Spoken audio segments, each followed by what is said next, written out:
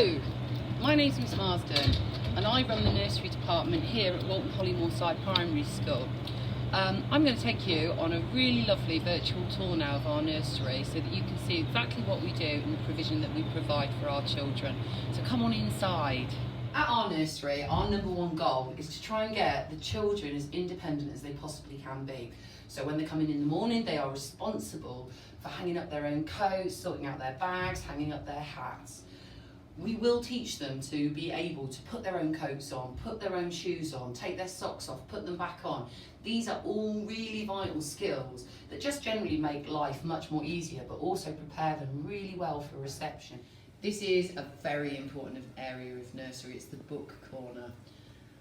Lots of different books in here for the children to share. They can come, sit down, choose a book, share it with their friends, retell a story. It's generally linked to the topic. At the moment we have lots of Peppa Pig books because that's an area of interest for lots of the children, and also dinosaurs because that's our topic. So let's continue, let's find out what else we've got in nursery. So let's explore the Play-Doh area. This is an area that we always have, and it is here because it exercises children's fingers and makes them really strong. Because without strong fingers, children are going to really struggle to hold pens and pencils and write later on. So that is the whole reason why we have this area. Sometimes it might have Play-Doh, sometimes it will have cloud dough or plasticine so that they experience different textures. At the moment we're learning about curved lines in preparation for when we do writing in the summer. So we've got circle cutters, we've got shapes, interesting things that they can use, but we do operate a system called continuous provision. So in each of the areas there is always a shelf available where there are other resources that the children can use if they want to. But then we also have a system called choose it, use it, put it away. So at the end of the session, the children are responsible for tidying up the areas. We put on some snazzy music, they all know what they're supposed to do, and believe me, the nursery magically gets tidy. Okay, so I'm going to talk you through another area that we have in nursery which is really, really important. This is our creative and messy area. So, again, this table activity will change twice a week. So, it will run Monday, Tuesday, half day Wednesday, and then the activity will change Wednesday afternoon, Thursday, Friday. So, at the moment, obviously, you can see this is a painting table. And we are actually learning about the artist Kandinsky because we are learning about circles and curved lines, which obviously link to our letter shapes. So we are recreating Kandinsky's concentric circles. And we talk the children through this, we'll call them up. We'll actually explain that, you start at the top, you go round, we will encourage them to hold their paintbrushes in what we call the beaky beat, which is dynamic pencil grip. So holding it correctly. Let's have a look. This is what we call the active world. So at the moment we are learning about dinosaurs. So in the morning there will be dinosaurs in ice trapped, which the children have to work out and problem solve how to get out using a variety of tools. Okay, this is a really popular area in nursery. This is our construction area. Very popular with the girls and the boys. So again, this is a continuous provision area. So there are always building blocks available for the children. They can build with them, build cages for dinosaurs, they construct wonderful buildings that they see around.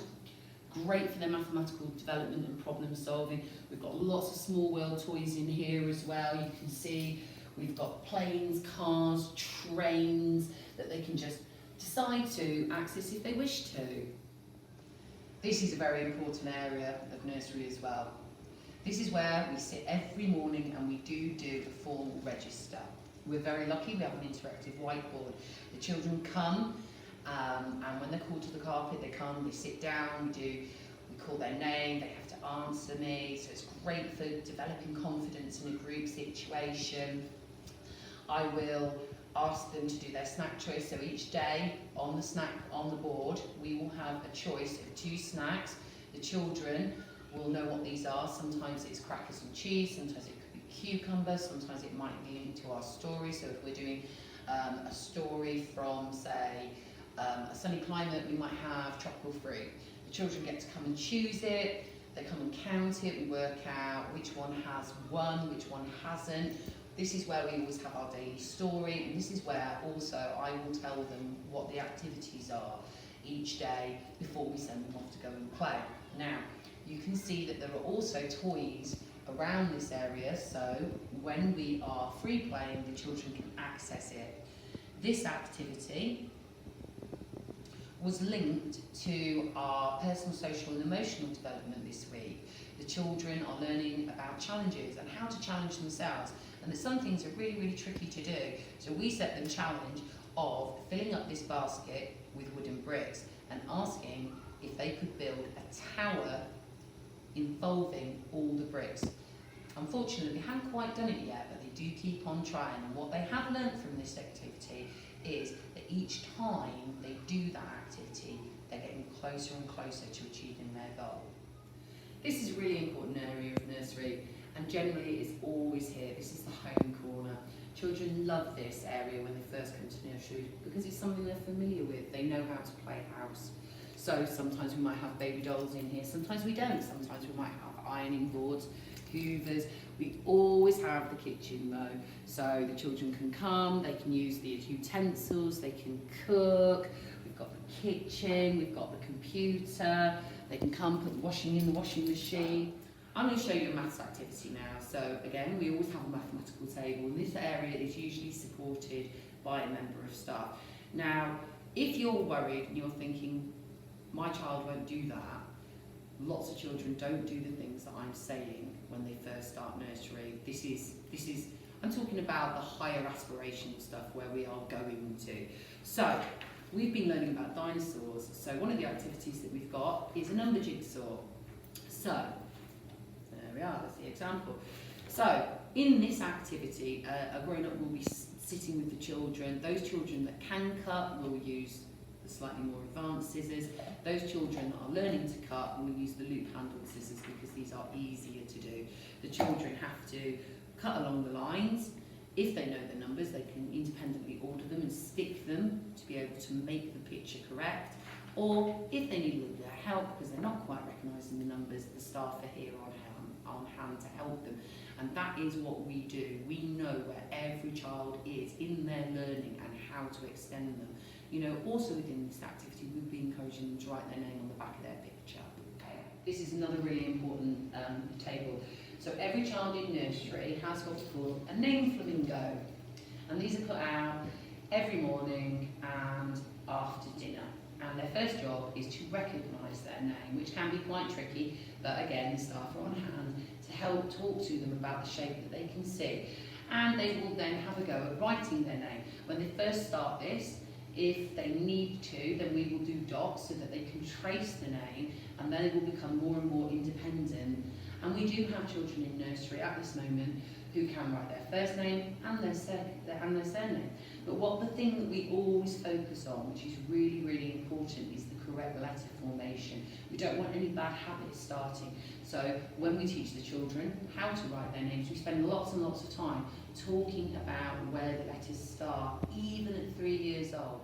Okay, so as I've told you, our topic this term is dinosaurs. Sometimes it's pirates, sometimes it might be castles, but this term it's dinosaurs. So this is our very own dinosaur land.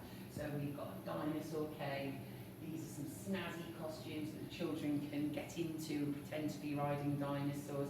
We've got dinosaurs over there in the top spot. We've got dinosaur books. Basically, they can pretend to be in dinosaur land, which again is really good for their social and emotional. It's really good for their imagination, really good for their social skills. So now I'm just going to take the opportunity to talk you through some of the questions that you might have. So we have 26 places in the morning and 26 places in the afternoon, but that doesn't mean that your child will only come for the morning or afternoon. We do provide full-time provision across 5 days if you need it, and you can access the 30 hours government funding or the 15 hours universal, but you can always ask me more about that at a later date and I can provide you information. So if the children come to nursery and they are staying all day, they do bring their own packed lunch with them, and we have a trolley where they will put it in the morning. There is a £2 charge for that because that is additional and separate to the government funding. At lunchtime, they do have their dinner in nursery, so we clear the tables, they're sanitised, lunch boxes are put out, and children sit in little groups with their packed lunch, which again is really good practice because children can find it really tricky to eat their dinner in a specified amount of time. So we find that the children who have been to nursery and accessed that do not have any problem when they go to school with having school dinners. We do have snack in the morning, snack in the afternoon, as I've already mentioned, and that is provided free of charge by the Trust. I understand that as a parent that it can be a really daunting time when you are dropping your children off at nursery and they're crying, they're upset, they don't want to come. However, I can confidently say that will only be a very short-term issue if you decide to come to our nursery. Our staff are really experienced at settling children. We've got lots of different things that we can do. So obviously when children start with us, we will work with them in the morning if they're wobbly, if they're crying, if they're upset. We'll make sure the toys are out that they enjoy. Staff members will support them. If they need a little bit of extra encouragement, like a star chart to come in, where if they come to nursery with a smiley face, they get a sticker. It soon stops any tears. In terms of behaviour, we do a system where obviously we reward the children. We have something called a diamond jar, which they fill up over the term. When that's filled, they can get to choose a treat that they decide. So it could be an ice cream factory, which is basically ice cream for snack. It might be that we want to have a party. It might be that we go down to forest school. It's down to the children to decide that treat, really. They've earned it. Now, if, say, we do have inappropriate behaviour, such as, which all young children do, because they have to learn not to do these things, if they are snatching or hitting or hurting their friends, they will be reminded not to do that. If we still have to continually talk to them about that, then obviously they might have to have a little thinking time. So that is when we ask them to sit down, think about it, we'll come back, we'll talk to them about it, we do expect them to apologise, and then the issue is dropped. It generally only happens once. And again, we reward them. We have reward systems in place. We have our rainbow reward on a Friday, so we're continuously looking for the good things that children are doing. It might be a child that is struggling to take themselves to the toilet, and that week when they first manage to do it, they might get our rainbow award. So big celebration, well done, you get a certificate, that comes home with you, we really praise them. It might be somebody has shared or been kind or listened to a teacher or spoken on the carpet. There are a million reasons why we can give a rainbow certificate, but we know from experience that these work. So I'm going to show you the nursery garden now. So this is just for the nursery children, and we will access it several times a day. As you can see, there are lots of toys outside. We've got sand, water, we've got a wobble bridge, mud kitchen. We do come out regardless of the weather. However, we also do access the school field and the playground at other times when our activities are appropriate. So let's have a look.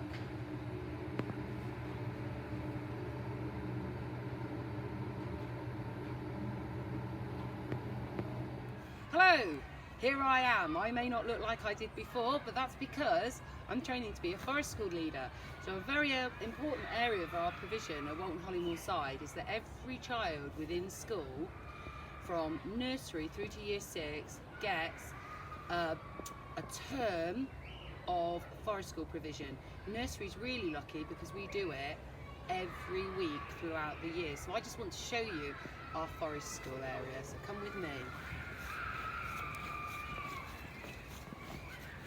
Now, unfortunately, we're recording this at the time of year, which is quite cold. It's February at the moment, so unfortunately the trees are looking a little bit bare and it's not looking its best. But as you can see, we have a wonderful woodland area. We have benches for sitting on. Now, the activities that the children will be doing in this area are fire building, den building, climbing, playing in the mud kitchen, on the rope swings, playing games. And this area is absolutely fantastic for children's physical development, for their social development, for their language skills, which are all key areas in nursery provision. That's pretty much the end of our virtual tour. I hope you've enjoyed seeing around our nursery, and I hope that I've answered a lot of the questions. So what comes next? Basically, if you like what you've seen, then email me and I will send you a form which will register your interest. Without that form, I don't have your details, I can't contact you. If you have any further questions, then please just drop them to me via email, or you can always phone through, leave a message and I will return your call to you. So thank you for viewing.